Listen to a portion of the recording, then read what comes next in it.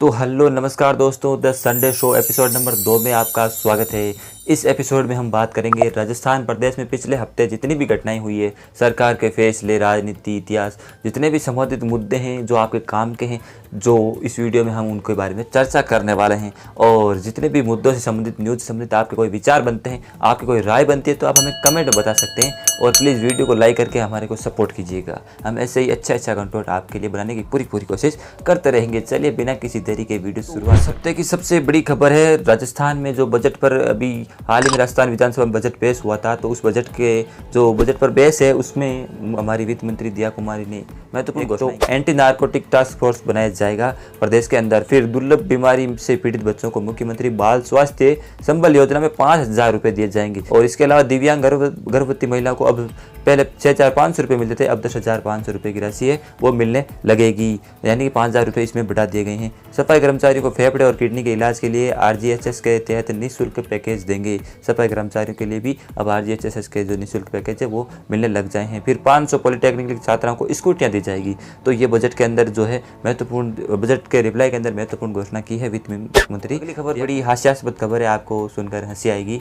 तो हुआ क्या कि मतलब 2019 का मामला, 2019 में किसी की शादी थी, तो उस शादी के दौरान जो स्टूडियो वाला होता है, जो एल्बम बनाता है, फोटोग्राफर होता है, उसको किसी ने बुक किया था अपनी शादी में। तो उसने अभी तक उनका जो है एल्बम वगैरह, कैसेट्स वगैरह दी नहीं थी। तो उस पर जो घर वाले थे जिनकी शादी थी, उन्होंने एल्बम देने से मुकरा फोटोग्राफर 21,100 रुपये का जुर्माना लगाया। जो नागौर के निमिजोदा का मामला है, अप्रैल 2019 में हुई थी शादी, उपभोक्ता आयोग ने सुनाया फैसला। तो बड़ी हास्यास्पद खबर है और आपके लिए जानना जरूरी है। परिवार वाले और रिश्तेदार पूछने लगे थे कि वीडियो कब देखने को मिलेंगे। शादी में जिस स्टूडियो संचालक को 18,200 रुपये में वीडियो और फोटोग्राफर का जमा दिया गया, उन्होंने 11,100 रुपये लेने के बावजूद एल्बम और कैसेट उपलब्ध कराने से मना कर दिया। यानी कि 18,000 रुपये में बात हुई, 11,000 रुपये उसको एडवांस दे दिए, फिर भी उसने अभी तक जो कैसेट वगैरह उपलब्ध नहीं कराई। यानी 11,000 रुपये तो वो जो उसने एडवांस दिया वो जमा कराने हैं, कोर्ट ने आदेश दिया, प्लस 10,000 रुपये उसके जो भी टेंशन वगैरह हुई है उसको अलग से जमा कराने के लिए कहा। यानी कि 21,100 रुपये का जुर्माना हो गया था। तो एल्बम क्यों नहीं दिया उसने? तो उसने जो है और ज़्यादा पैसे मांगे। मतलब जब उसको घर वालों ने कहा कि एल्बम कैसेट दो, तो उन्होंने 44,000 रुपये की मांग की। तो इसलिए वो बेचारा कोर्ट में चला गया। तो कितनी ज़रूरी जानकारी है, ऐसा हमारे साथ भी कई बार होता है। तो जो उपभोक्ता आयोग है, उपभोक्ता कोर्ट है, वो इसी प्रकार के फैसले हमारे साथ उपभोक्ता के साथ न्याय करें। अगली खबर की बात करते हैं। अगली खबर इससे ही मिलती जुलती है, एक मतलब जागरूकता की बहुत ही अच्छी पहल है। तो कक्षा 2 में पढ़ने वाले अपने बच्चे की किताबें लेकर पहुंचा मजदूर, कलेक्टर के पास जाकर बोला 2130 रुपये में लाया हूँ। कलेक्टर बोले स्कूल की मान्यता सस्पेंड करो। तो मतलब प्राइवेट स्कूल का कोई मामला है, कोई मजदूर बेचारा आदमी था, तो किताबें लेने के लिए गया, मतलब स्कूल में गया, तो स्कूल वालों ने पर्ची बनाकर दे दी कि ये जो पर्ची है, ये जो किताबें बुक्स है, वो इसी फलानी दुकान से लेकर आनी है। तो जब वो मजदूर उस दुकान पर गया, तो उसने बहुत ज़्यादा पैसे ले लिए, मतलब ठगी कर ली किताबों के मामले में। तो जो आदमी था, जो मजदूर था, उन्होंने क्या किया, वो कलेक्टर ऑफिस के पास चला गया। कलेक्टर ने आदेश दिया कि जो स्कूल है उसकी मान्यता सस्पेंड करो। पूरी खबर मैं आपको बता देता हूँ। भिंड की बात है ये। शहर के हलवाई थाना इलाके में रहने वाले एक मजदूर युवक कक्षा 2 में पढ़ने वाले अपने बच्चे की किताबें लेकर सोमवार को दोपहर कलेक्टर संजीव श्रीवास्तव के पास पहुँच गया। इसने किताबें और उनका बिल दिखाते हुए बताया कि उसे किताबें 2,130 रुपये में दी गई है। इसके बाद कलेक्टर संजीव श्रीवास्तव ने DCP को निर्देश दिया कि संबंधित स्कूल की मान्यता को निलंबित किया जाए। उन्होंने भी स्कूल को 7 दिन का नोटिस देकर मान्यता सस्पेंड कर दी। तो कलेक्टर ने मान्यता सस्पेंड क्योंकि जो बुक थी वो NCERT की नहीं थी, और ना ही वो जो मतलब सिलेबस में होती है वो बुक्स नहीं थी। वो बुक्स किताबें कोई अलग ही प्रकार की किताबें थी, ठगी करनी थी उनके। तो आपस में जो है साठ गांठ थी दुकान वाले की और उसकी स्कूल वाले की। तो इसलिए जो मान्यता सस्पेंड कर दी कि जो ओरिजिनल किताबें वो तो बेच नहीं रहा है, एक ठगी कर रहा है और डुप्लीकेट किताबें बेच रहा है। तो मतलब धंधा कर रहे थे वो दोनों आपस में पैसों के लिए। तो उसकी मान्यता बात करते हैं। इंपॉर्टेंट खबर है और आपके लिए जाना जरूरी। प्रदेश में सरकार 60 रुपये किलो बेचेगी चने की दाल। सरकार अब राशन की दुकानों पर चने की दाल की बिक्री शुरू करने वाली। अब ये दाल 60 रुपये प्रति किलोग्राम की दर से उपलब्ध होगी। इसके लिए सरकार ने SOP जारी की है। इसके तहत सभी जिला रसद अधिकारियों से प्रस्ताव मांगे गए हैं कि उनके यहाँ बिक्री के लिए कितना चना दाल है उसकी जरूरत है। खाद्य एवं नागरिक आपूर्ति विभाग की जारी SOP के तहत राजस्थान राज्य खाद्य एवं नागरिक आपूर्ति निगम की ओर से मांग के आधार पर चना दाल का आवंटन भारत सरकार से करेगी। जो राज्य सरकार है वो भारत सरकार से ये मांग खरीदेगी। SOP के तहत चना दाल 1 किलोग्राम के पैक में उपलब्ध कराई जाएंगी, किलो के हिसाब से मिलेगी। फिर इसकी कीमत 60 रुपये किलोग्राम होगी। वर्तमान में चना दाल बाजार में 70 से 80 रुपये यानी 20-30 रुपये आपको सस्ती मिलेगी, जो सरकार की तरफ से सस्ते, जो बाकी के 20-30 रुपये वो शायद प्रावधान। अगली खबर आ रही है भील प्रदेश को लेकर। आपको पता है कि पिछले कई समय से जो आदिवासी है राजस्थान राजस्थान, महाराष्ट्र, गुजरात और मध्य प्रदेश के आदिवासी लोग मिलकर भील अलग राज्य बनाने की मांग कर रहे हैं। तो इससे संबंधित एक महत्वपूर्ण खबर आई है। भील प्रदेश की मांग को लेकर 4 राज्यों के आदिवासी जुटे हैं। तो बांसवाड़ा में भील प्रदेश मुक्ति मोर्चा और आदिवासी परिवार की ओर से गुरुवार को मानगढ़ धाम पर रैली कर भील प्रदेश की मांग की। इसमें राजस्थान, मध्य प्रदेश, गुजरात और महाराष्ट्र के आदिवासी शामिल हुए।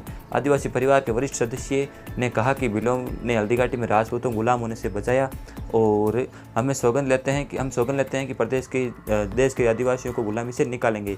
1947 में देश के आज़ाद हो गया, लेकिन आदिवासियों को 4 राज्यों में बांट दिया। आज हम वापस उन्हीं क्षेत्रों को भील प्रदेश बनाकर बिखरे आदिवासियों को फिर से एक करेंगे। आदिवासी परिवार के संस्थापक सदस्य ने कहा कि हम हिंदू नहीं हैं, गले में मंगलसूत्र और मांग में सिंदूर हमारी आदिवासी संस्कृति नहीं है। हम प्रकृति पूजक हैं। महारैली में भील प्रदेश का राजनीतिक। और इस खबर को लेकर आपकी क्या राय है? क्या भील प्रदेश अलग से बनना चाहिए या नहीं बनना चाहिए? आपका क्या मैटर है? राजस्थान के टुकड़े होने चाहिए या नहीं होने चाहिए? राजस्थान अखंड राजस्थान रहना चाहिए? जो भी आपकी अगली खबर है, कोचिंग जो स्टूडेंट है कोटा में बहुत ज़्यादा आत्महत्या हो रही है, आपको पता है कई सालों से। तो अब सरकार क्या कोटा पुलिस है, उसने बड़ा एक्शन किया है इन आत्महत्याओं को रोकने के लिए। तो कोचिंग स्टूडेंट की मदद और सुरक्षा के लिए कोटा पुलिस ने एक ऐप बनाया है। सेव एवर सोल का बटन दबाते स्टूडेंट्स तक पहुंचेगी पुलिस, यानी मदद करने के लिए। कोई अगर पैनिक में है, कोई टेंशन में, तो कोटा कोचिंग स्टूडेंट की मदद और सुरक्षा के लिए कोटा पुलिस ने एक विशेष ऐप तैयार करवाया है। इस ऐप को नाम दिया गया है SOS, यानी Kota save our soul. Kota save our soul इस ऐप का नाम है। इसके जरिए पुलिस स्टूडेंट्स की हर समस्या का समाधान करेगी। पुलिस का दावा है कि कामयाब कोटा बनाने की दिशा में ये ऐप कारगर साबित होगा। ऐप में पैनिक बटन रहेगा, जिसे दबाते ही विद्यार्थी की मदद के लिए तत्काल कोटा पुलिस पहुंच जाएगी और इसकी काउंसलिंग में मदद करेगी, यानी कि उसकी हेल्प करने वाली है कोटा पुलिस। तो बड़ी अच्छी पहल की है कोटा पुलिस ने, और सभी स्टूडेंट्स तक ये वीडियो जरूर पहुंचा दीजिए अगर कोई कोटा में पढ़ता है, ताकि उनके भी कभी काम आए। एक मज़ेदार खबर और आगे है, मज़ेदार भी है और थोड़ी सैड भी है। कस्में वादे प्यार वफा सब भूले, पति पत्नी में रील्स अपलोड करने पर हो रहे हैं बहुत ज़्यादा झगड़े। रील्स को लेकर, स्टेटस को लेकर बहुत ज़्यादा झगड़े हो रहे हैं। शौक से सनक तक मेरी बहन की यूनिवर्सिटी, स्टेटस क्यों नहीं लगा? स्टेटस को लेकर पति पत्नी में तलाक तक का मामला पहुंच गया। इतनी जो खतरनाक खबर आने लगी। तो एक जो बर्थडे पर भाई की फोटो नहीं लगाने पर हुआ था विवाद, वैशाली नगर की बात है। वैशाली नगर स्थित एक लड़की है जिसका नाम है, परिवर्तित नाम है, बदला हुआ नाम, दिव्या ने उसकी ननद की यूनिवर्सिटी पर स्टेटस नहीं लगाया था। तो उसकी ननद की यूनिवर्सिटी उसने स्टेटस नहीं लगाया, तो जो उसका पति था उससे विवाद हो गया। इसके पति ने भी उसके भाई के बर्थडे पर स्टेटस नहीं लगाया, तो जिसका बदला उसने स्टेटस नहीं लगा लिया, और इसके बाद दोनों में तुम्हें हो गई। 3 दिन में मामला तलाक तक पहुंच गया। कितनी सीरियस बात है ये। जैसे जैसे काउंसलिंग करने के बाद सुलझ गई, तो बहुत सुलझ गई मामला, लेकिन एक बार तो वो तलाक तक बात पहुंच गई थी। तो सोशल मीडिया कारण आपसे रिश्ते खराब करना। फिर अब जनगणना से जुड़ी हुई एक इंपॉर्टेंट खबर आ रही है, क्योंकि आपको पता है 2021 में जनगणना होनी थी। केंद्र सरकार ने कोरोना का बहाना देकर जनगणना को रोक दिया था, लेकिन अब जनगणना कराने की जो सरकार तैयारी कर रही है, 4 साल बाद जनगणना की तैयारी में केंद्र सरकार 2025 से राष्ट्रव्यापी हाउस लिस्टिंग संभव। राष्ट्रव्यापी जनगणना शुरू होने के संकेत है। केंद्र सरकार ने जनगणना से 3 महीने पहले सभी जिलों, शहरों, तहसील, तालुकों और गांवों की सीमाओं पर रोक लगाने संबंधित अपने आदेश की समय सीमा 30 जून के बाद नहीं बढ़ी है। ऐसे में तयशुदा कैलेंडर के अनुसार 2021 में होने वाली जनगणना अब 4 साल बाद 2025 में शुरुआत में फिजिकल तौर पर शुरू हो सकती है, ऐसे संकेत मिल रहे हैं। सूत्रों के अनुसार अभी साल में 6 महीने के दौरान प्रशासनिक ढांचे को जनगणना के लिए तैयार किया जाएगा, तो वह ट्रेनिंग वगैरह दी जाएगी। तो ये ऐसा संकेत ऐसा ही मिल रहा है कि जो जनगणना है वो इस साल करवा ली जाएगी, मतलब 2025 में शुरू हो जाएगी। तो अच्छी बात है, जनगणना होना ही चाहिए। जनगणना से ही बाकी सारी जो चीज़ें हैं वो आगे कंटिन्यू होगी। एक बहुत ही ज़रूरी खबर है, सोशल मीडिया या फिर आप कह सकते हैं गूगल से संबंधित है। तो गूगल ने मारवाड़ी समेत 110 भाषाओं को जोड़ा। मारवाड़ी भाषा भी अब गूगल ट्रांसलेट के अंदर उपलब्ध हो गई है। राजस्थान की मायड़ भाषा को लंबे संघर्ष के बावजूद भले ही संविधान की 8वीं सूची में अभी तक स्थान नहीं मिला है, लेकिन गूगल ने ट्रांसलेट ने जरूर सम्मान दे दिया। गूगल ट्रांसलेट ने हाल ही में मारवाड़ी और अवधी समेत 110 नई भाषाओं को अपने जो भाषा है, जो सिस्टम है, उसमें जोड़ दिया है। तो अब आप गूगल ट्रांसलेट में मारवाड़ी जो भाषा है उसको भी यूज़ कर सकते हैं, मतलब ट्रांसलेट कर सकते हैं हिंदी से मारवाड़ी, इंग्लिश। तो अगली बात करते हैं 1 नेशन 1 गोल्ड रेट, यानी कि अब एक सरकार नई स्कीम ले सकती है कि सभी देश में सोना सभी जगहों पर एक समान हो जाए। सभी अभी तक क्या होता है कि सोने की रेट एक एक नहीं, अलग अलग रेट है अलग अलग सिटीज़ में। 1 नेशन 1 गोल्ड रेट सितंबर में घोषणा की उम्मीद। सोना होगा सस्ता, देश भर में एक दाम करने की तैयारी। बड़े ज्वेलर्स राजी हो गए इस चीज़ को लेकर। पूरी खबर क्या है, अभी देश के अलग अलग शहरों में सोने की कीमतें अलग अलग होती है। आमतौर पर जयपुर और इंदौर के सराफा बाजारों में 10 ग्राम 24 कैरेट सोना दक्षिण भारतीय शहरों और दिल्ली मुंबई के मुकाबले करीब 1500 से 2000 रुपये तक महंगे बिकते हैं। इतनी जो कीमत में वैरायटी आ जाती है। मसलन शनिवार को मुंबई में 24 कैरेट सोने का भाव 73,750 रुपये रहा, वहीं जयपुर में इसकी कीमत 74,900 रुपये रही, तो और इंदौर में 74,500 रुपये रहा। लेकिन जल्दी देश के सभी सराफा बाजारों में एक रेट पर गोल्ड मिलने लगेगा। देश भर के बड़े ज्वेलर्स सोने के लिए वन नेशन वन रेट नीति अपनाने के लिए राजी हो गए हैं। इसका उद्देश्य पूरे देश में सोने की कीमतों को समान करना है। तो बड़ी अच्छी पहल है, क्योंकि वन नेशन अगर वन गोल्ड रेट हो गया, सभी देश में सभी जगह एक ही रेट से सोना मिलने लगेगा, तो भी अच्छी जो है सिस्टम है वो उपभोक्ताओं के लिए हो जाएगा, लोगों के लिए काफ़ी अच्छा हो जाएगा।